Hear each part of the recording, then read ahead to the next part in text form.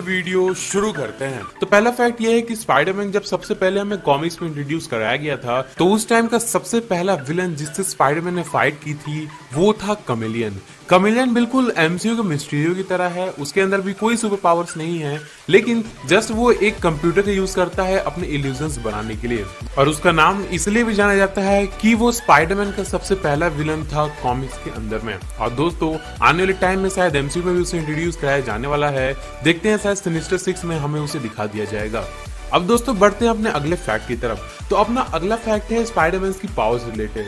तो आपको दोस्तों पता है स्पाइडरमैन जो है कितना पावरफुल कैरेक्टर है, उसके सेंसेस कितने ज्यादा स्ट्रांग है और उसकी सुपर पावर को बहुत ऊपर तक पुश किया जा सकता है। लेकिन क्या आपको पता है कि स्पाइडरमैन की पावर इतनी ही नहीं थी कॉमिक्स में। स्पाइडरमैन की नॉर्मल पावर के साथ साथ स्पाइडरमैन को एक बार कॉस्मिक पावर भी मिली थी। कॉस्मिक पावर का मतलब ये है कि वो बहुत ज्यादा पावरफुल हो चुका था, एक ओमनीपोटेंट बन चुका था। तो आप समझ सकते हो कि उसकी पावर किस लेवल तक बढ़ गई होगी, और वो बना था यूनिफोर्स की वजह से। अब दोस्तों अगला फैक्ट बहुत ज्यादा इंटरेस्टिंग है। आप स्पाइडरमैन की पावर्स को जानते ही हो, वो कॉस्मिक लेवल तक भी जा चुकी है, लेकिन आपको उसकी नॉर्मल पावर पता है ना कि स्पाइडरमैन के पास सिक्स सेंस है, वो आने वाले खतरे को किसी भी तरह पहचान सकता है। लेकिन आपको क्या ये बात पता है कि स्पाइडरमैन को एक्चुअल में पता नहीं होता है कि खतरा कहां से आने वाला है। उसे एहसास तो हो जाता है खतरे का, पर उसे ये नहीं पता चल पाता है कि खतरा कहां से आने वाला है और क्या होने वाला है। बस उसे एक एहसास होता है, जिसकी वजह से ये थोड़ी सी लैक हो जाती है पावर्स कहीं कहीं उसकी। और दोस्तों अगर स्पाइडरमैन किसी को बहुत टाइम से आता है, वो बंदा उसका बहुत करीबी है, तो भी स्पाइडरमैन को ये बात नहीं पता चलेगी कि वो उसके ऊपर हमला कर रहा है या फिर वो उसे मारने की कोशिश कर रहा है, क्योंकि उसकी जो सेंस है उसे ये लगता है कि वो बंदा जो है स्पाइडरमैन के नजदीक में है। और गाइस इस चीज को कॉमिक्स में तो बहुत बार दिखाया गया है, लेकिन एमसीयू में भी हमने फार फ्रॉम होम में देखा था। जब स्टार्टिंग में आंट में स्पाइडरमैन की तरफ बनाना फेंकती है तो स्पाइडरमैन को पता नहीं चलता है कि वो उसकी तरफ बनाना फेंकने वाली है, क्योंकि आंट में उससे करीबी है, उसकी रिलेशनशिप में आती है, इसलिए स्पाइडी सेंस उसको डिटेक्ट नहीं कर पाती है। और वहां पे मूवी में सेम चीज मिस्टीरियो के साथ भी हुई थी। अब गाइस अगला फैक्ट सोनी और मार्वल की आने वाली स्पाइडरमैन और अदर विलन्स की मूवी से रिलेटेड है। अब गाइस के अंदर में स्पाइडरमैन मॉर्बियस यानी एक वैम्पायर से इम्यून है, मतलब कि स्पाइडरमैन को अगर कोई वैम्पायर काट लेगा तो स्पाइडरमैन एक वैम्पायर नहीं बनेगा, क्योंकि उसके इम्यून सिस्टम जो वैम्पायर का वायरस है या फिर जो भी बोलो उसको, वो उससे लड़ने में मदद करता है। तो अगर बंदे को वैम्पायर काट लेता है तो स्पाइडरमैन कभी वैम्पायर नहीं बनेगा, जो कि एक खास बात है। और आने वाले टाइम में हमें जो स्पाइडरमैन वर्सेस वेनम और मॉर्बियस के साथ फाइट दिखाई जाएगी, तब हमें ये चीज साफ साफ दिखा दी जाएगी। तो गाइस हम बचपन से स्पाइडरमैन की मूवीज देखते आ रहे हैं, उसके कार्टून के टीवी शोज देखते आ रहे हैं और बहुत सी कॉमिक्स हमने पढ़ी हैं, और मुझे स्पाइडरमैन कैरेक्टर बहुत ज्यादा पसंद है। और दोस्तों आपको पता है स्पाइडरमैन सबसे ज्यादा पसंद किए जाने वाले कैरेक्टर्स में से नंबर 2 की पोजीशन रखता है, और उसके बाद आता है आयरन मैन और उसके पहले आता है बैटमैन। लेकिन क्या आपको पता है कि स्टैन ली को स्पाइडरमैन के कैरेक्टर को बनाने का आइडिया किधर से आया था?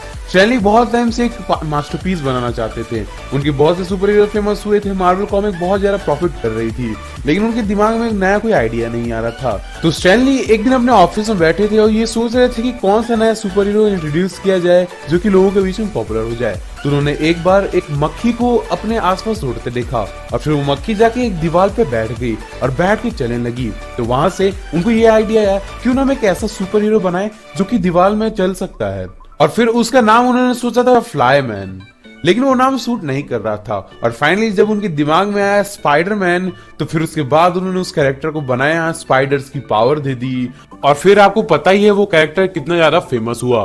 तो भाई लोग हमारा अगला फैक्ट है माइकल जैक्सन का। तो उनको कौन नहीं जानता है। और भाई लोग आपको ये बात मालूम होनी चाहिए कि उन्होंने एक बार मार्वल स्टूडियोज को खरीदने की कोशिश की थी। जी हाँ, माइकल जैक्सन मार्वल स्टूडियोज को खरीदना चाहते थे, और उसके पीछे का रीजन ये था कि वो चाहते थे कि आने वाले टाइम में वो एक स्पाइडरमैन की मूवी बनाए, और उस स्पाइडरमैन मूवी में जो मेन रोल पीटर पार्कर का है वो प्ले करें। तो मुझे ये नीचे कमेंट करके आप बताओ कि अगर माइकल जैक्सन उस कैरेक्टर का रोल प्ले करते तो कैसा लगता। तो दोस्तों अब ये फैक्ट उनके लिए है जो बचपन से ये ख्वाहिश रखते हैं कि वो स्पाइडरमैन बन जाएं।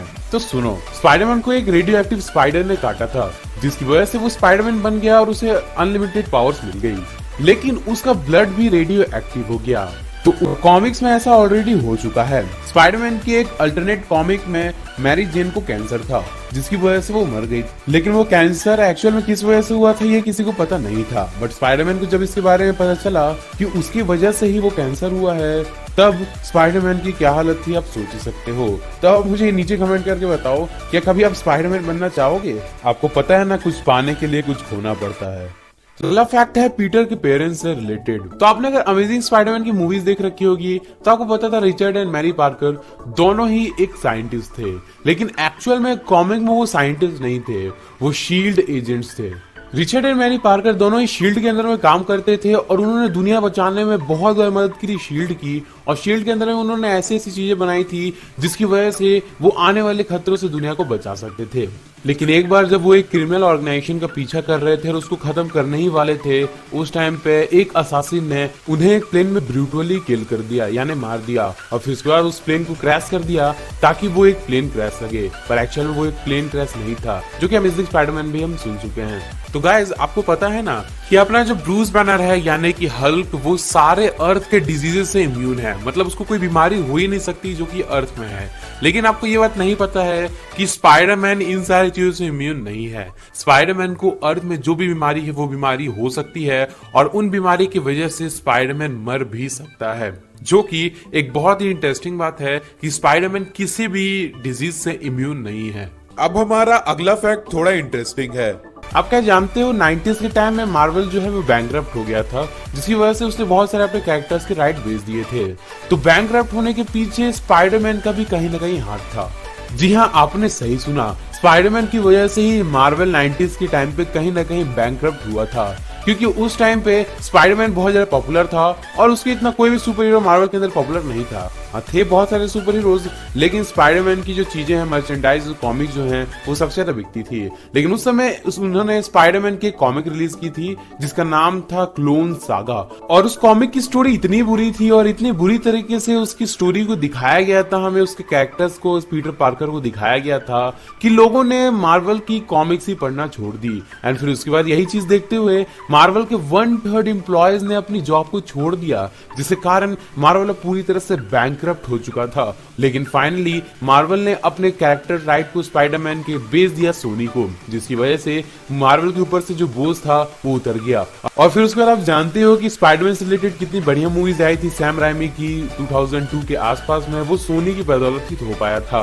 तो अभी जो लोग सोनी को गाली देते हैं वो समझ लो कि सोनी की वजह से ही मार्वल बच पाया था। अगर सोनी ना होता तो शायद मार्वल स्टूडियो हमेशा के लिए डूब गया होता। अब गाइस जो हमारा अगला फैक्ट है, यानी कि अपना फाइनल फैक्ट जो है, वो भी हल्क से रिलेटेड ही है। आपको पता है ना कि हल्क कितना ज्यादा पावरफुल है भाई, उसको हराना बहुत से लोगों के लिए तो लगभग नामुमकिन सा होता है। लेकिन आपको ये बात पता है कि स्पाइडरमैन का जो वेब है वो इतना स्ट्रॉन्ग है कि वो हल्क को पूरे 2 मिनट तक उसके अंदर रोक के रख सकता है। अगर स्पाइडरमैन चाहे तो वो हल्क को पूरे 2 मिनट तक रोक लेगा एक ही जगह पे। तो आप सोच लो कि हल्क इतना पावरफुल होने के बावजूद भी स्पाइडरमैन के वेब से बाहर नहीं निकल पाएगा, क्योंकि स्पाइडरमैन का वेब जो है वो इतना स्ट्रॉन्ग है। तो गाइस ये था हमारे वीडियो का लास्ट फैक्ट, लेकिन मैं सोच रहा हूँ कि आपको एक और फैक्ट बता ही देता हूँ। तो स्पाइडरमैन 1 मूवी आपको याद है ना, जो 2002 में आई थी सैम राइमी की। तो गाइस उस मूवी में हमने ये सीन देखा था कि स्पाइडरमैन अपने सेंसर्स की मदद से ट्रे के ऊपर कितने अच्छे तरीके से सारी चीजों को कैच कर लेता है एग्जैक्ट। लेकिन आपको क्या वो पता है कि वो चीज सीजीआई या फिर वीएफएक्स से नहीं की गई थी, उस चीज को टोबी मैगवायर ने खुद से किया था। जी हाँ, टोबी मैगवायर के रिफ्लेक्सेस इतने फास्ट हैं कि उन्होंने खुद से उन सारी चीजों को बिल्कुल सही तरीके से कैच कर लिया। तो ये जानने के बाद तो मुझे ये लगता है कि टोबी मैगवायर एक्चुअल में स्पाइडरमैन ही होंगे। तो गाइस मेरे हिसाब से आज का वीडियो इतना ही था। अगर आपको आज का मेरा वीडियो पसंद आया है तो यार इस वीडियो को लाइक करना, मेरे चैनल को सब्सक्राइब करना और यार एक और लाइक कर देना बोनस फैक्ट के लिए। तो चलो गाइस मिलते हैं अगले वीडियो में नए टॉपिक के साथ। तब तक के लिए thank you, have a great and good day.